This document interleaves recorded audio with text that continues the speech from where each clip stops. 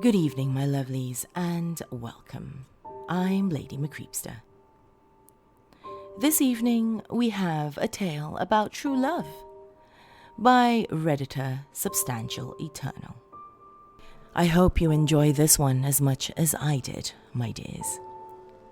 So come, lean in closer, and we'll begin.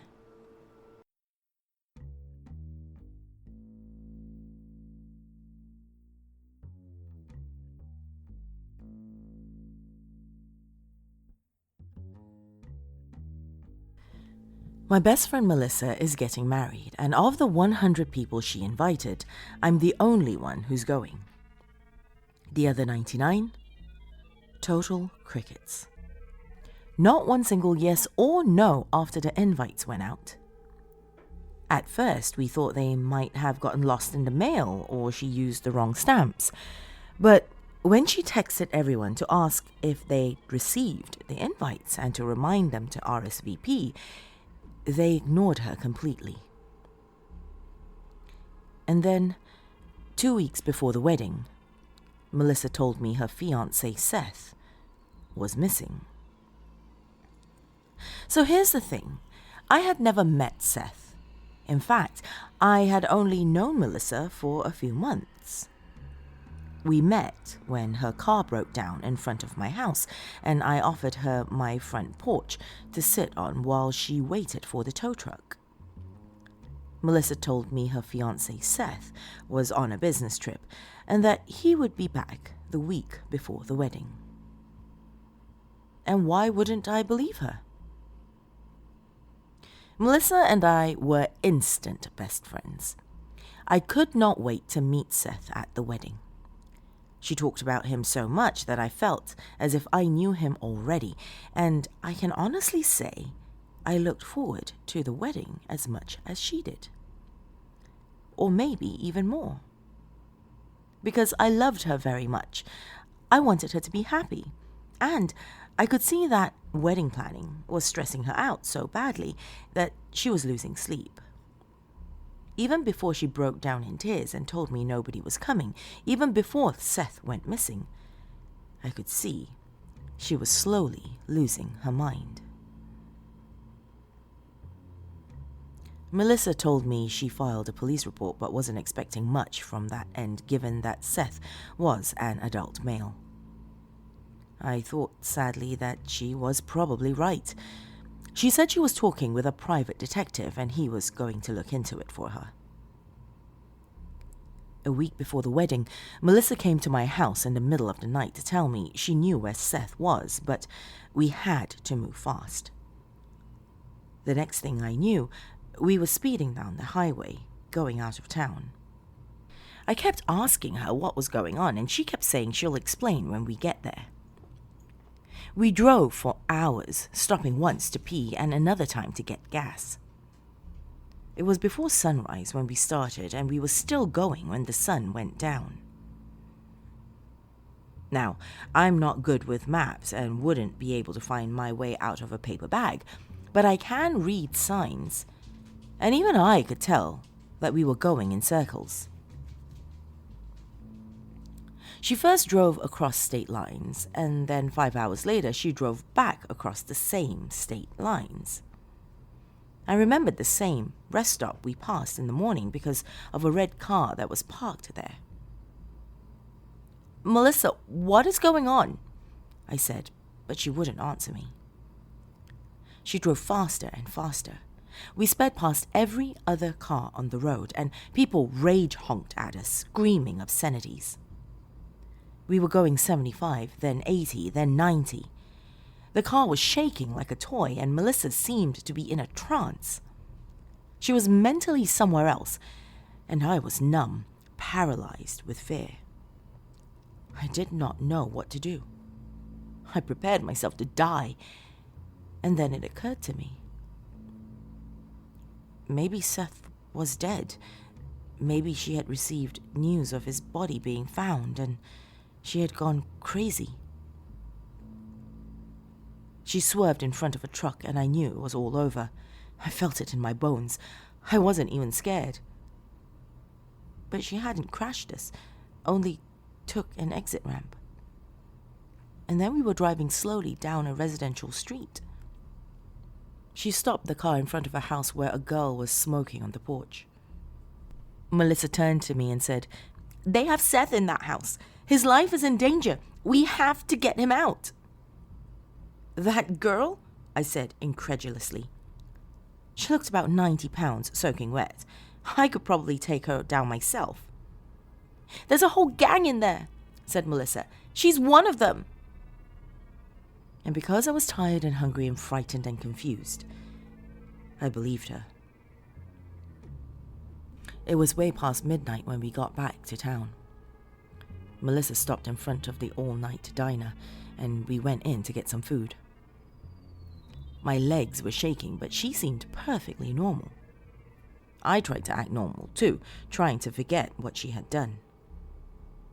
What we had done, a small voice said at the back of my head. The events of the previous hours were a blur. Things had happened so fast that it was as if they had happened to somebody else. I still didn't understand, and I had a feeling I was never going to. The whole day was like a bad dream. I felt faint as we sat down, and I pretended to peruse the menu. Even though I loved food more than anything in the world, and I hadn't eaten in the last 20 hours, I had no appetite whatsoever. The server gave us a look and then whispered something to another server who got somebody down from the back who looked like a manager. All three of them looked at us and seemed to be discussing something. Were the police looking for us? Already? The manager came up to our table and said, "Hey, Melissa, long time no see." Melissa said, "Oh, hey, I didn't know you were working tonight." The guy laughed and said, "I work every night. Who's your lovely friend?" A real charmer. Melissa introduced me, and then she asked him outright if he was coming to the wedding. A shiver went down my back. Her fiancé was missing. What wedding was she talking about? He glared at her and then looked at me and said, "Want a drink? You look like you could use one." And then he scurried off like he couldn't get away fast enough. Melissa told me that was her cousin. When we were done eating, the manager cousin guy came by and said his shift was over and he'll drop us off on his way home. Melissa said she had her car and he was like, "You shouldn't be driving."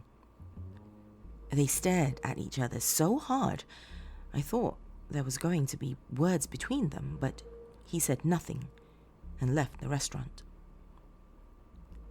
Melissa and I had a few more drinks and then went outside to the parking lot and got in her car. She started the car and the car didn't move. The engine was going, but the car wasn't. We got out to investigate and found one of the tires was flat as a pancake, even though it was fine when we drove in. And then her cousin manager guy was somehow right there behind us. Scared the shit out of me. He looked me straight in the eye and said with a smirk, "Looks like you'll need a ride after all." He dropped Melissa off first. I followed after her because I didn't want to be alone with her creepy cousin, but Melissa went inside her apartment and slammed the door behind her as if she had forgotten I was there. I was so surprised I just stood staring at the closed door, wanting to kick it down and make her tell me what the hell was going on. Her cousin tried to lead me back to the car, but I was like, "I'll walk." "It isn't safe. It's midnight. Get in the car," he said, or more like commanded. He was a big guy and I knew I wouldn't have a chance if he tried anything funny. So I pretended to get in the car, but when he went around to the driver's side, I ran away down an alley. I could hear him shouting after me, but I hid in a dumpster until he gave up and left. On the day of the wedding, or the day the wedding was supposed to be, Melissa showed up at my place as if nothing had happened. She said her family was having a barbecue get-together and asked me if I wanted to come. Everything in my head screamed no. I no longer trusted her after what she did that night, and I never wanted to see her again. Looking at her made me feel sick. She had told me the girl knew where Seth was. She had told me the girl was in on it and Seth's life was in danger. She had told me there was a whole gang. But there was no Seth and no gang. Just a girl in an empty house. And then the blood. So much blood. As the days went by, I had begun to wonder and then to suspect what exactly I had helped Melissa do. Her entire story had more holes than a cheesecloth. The fact was, I barely knew her. She was a mystery to me, and it had been that way from the beginning. I hated her and was beginning to be legitimately afraid of her, but something in my heart still belonged to her. Anyway, I was wildly curious to meet her family. Melissa's creepy cousin was there at the barbecue. In broad daylight, surrounded by adoring nieces and nephews, he didn't seem so bad, but I reminded myself, neither did Ted Bundy. Everything was going fine until Melissa started talking about Seth and how the police hadn't done jack shit. To be honest, I was surprised nobody had mentioned it until then. Melissa was working herself up into a real rage, and everyone was like they didn't know where to look. Some stared at their phones, a few others left, and her creepy cousin looked pissed. It was a weird scene. It was only Melissa's mom who reacted in a way that made any sense at all. She put her arms around Melissa and told her it was all right. But this apparently was the wrong thing to do because Melissa started screaming for them to leave her alone and ran out of the house. Her mom was like, "Oh my God," and started running after her, but the creepy cousin stopped her and said, "Let her get it out of her system." "What if she gets in the car?" Melissa's mom said. "I have the key," the cousin said, showing her the key. "Oh, thank God," said her mom. "It's the wedding day," Melissa's mom said. "It's like this every year." "Every year?" I said. "Last 3 years," her cousin said. Her mom said, "It happened 3 years ago. We thought she would get better, come around." "So Seth's been missing for 3 years?" I said. Her mom stared at me while the others looked embarrassed and fidgety. "He's not missing," she said quietly. Her cousin said, "Melissa was driving. There was an accident and he died on impact." "They're lying," Melissa said. "They think I'm crazy, but they're the crazy ones, and now you too." I had mentally prepared myself to ignore her stupid shit, and I did. I asked her to take me to the police station so I can see the missing person report she said she had filed, and of course she refused. She said I had no right to ask her, which was true, and that she thought I was different, appealing to my vanity. But actually, I'm just like the rest of them. Since vanity didn't work, let's try guilt tripping. I don't know what to think. Or rather, I knew. For in my obsession with her, I had allowed myself to do evil. And then, as if she had read my mind, she said, "You'd better not tell anybody." And then she smiled. And that was how I knew she was not crazy. She was evil. "You did it on purpose," I said. "He was dead asleep when I put him in the car. It was too easy," she said. "Even if they suspected anything, there wasn't enough left of him to do an autopsy." "And the girl?" I couldn't continue, but I already knew, and it was as if I had known all along. "I told her to stay away from him," Melissa said. "Seth was mine, but she didn't listen. You know how they say revenge is best served cold? Do you think 3 years was a long enough time?" She cackled and then came towards me. We were in her apartment. It was midnight and not a single soul knew I was there. I said very casually I had no idea what she was talking about and that it was late and I was going home. She shoved me against the wall and slammed my head against it hard. She was so much stronger than she looked. "You're the only one who knows," she said. "Don't you see how that can be awkward for me?" I thought of the girl last night. The look in her eyes when she saw Melissa, as if what she had feared all her life had come true at last. And in the end, she had seemed almost relieved. I now knew how that poor girl felt. It was exhausting being afraid all the time, looking over your shoulder, waiting for it to happen. When Melissa hit me again, I didn't resist and let myself slump against the wall. I knew what she was going to do to me. She had practically told me. I would have gotten into the car myself if only she had asked me, but she wasn't the asking type. She just took. A life here, a life there. It was all the same to her. And the weird thing was, I still couldn't hate her. She pushed the needle into my arm. I felt an overwhelming sense of peace. I was so tired after everything. The last thing I remember thinking about was my cat, Ernie, I had when I was a kid. Ernie died of renal failure at 18.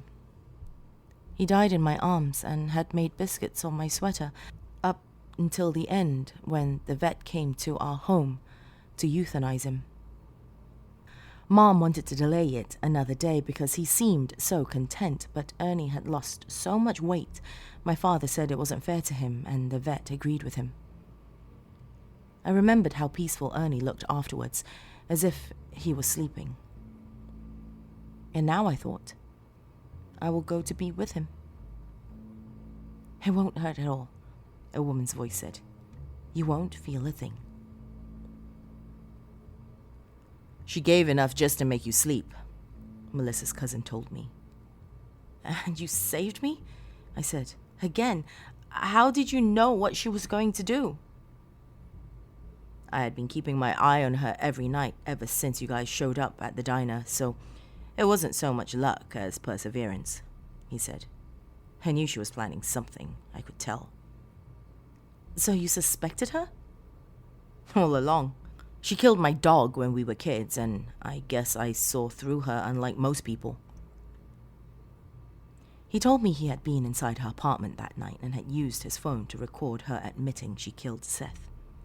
He hadn't expected her to try to kill me, but when she pushed the needle into my arm, he panicked and realized, just as I did, that she was fixing to do with me what she had done to Seth.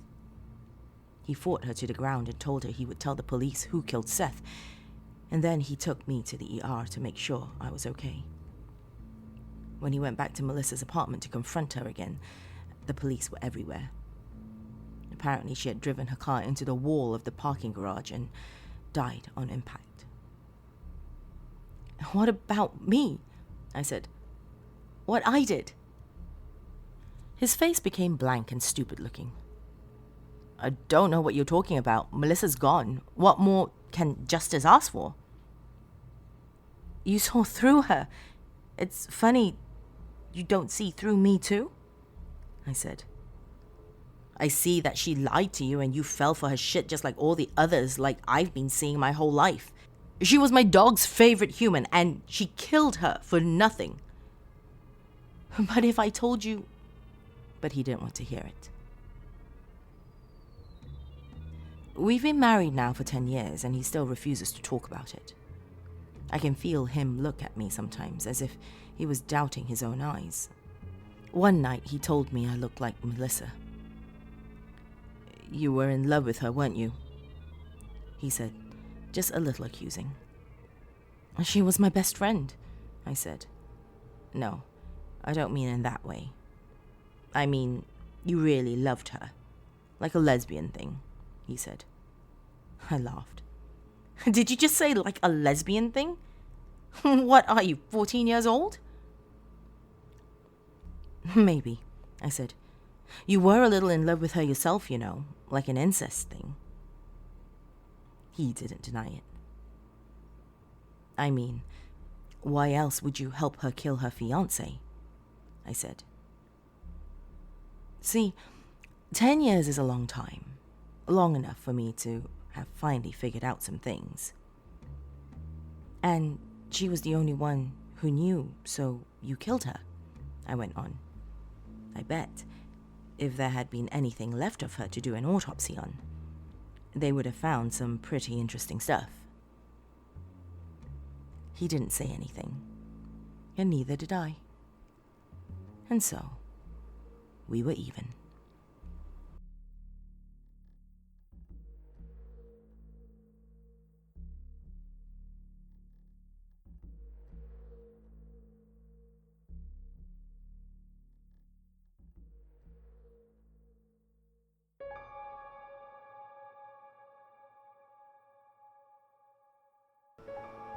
Thank you for joining me this evening, my dears.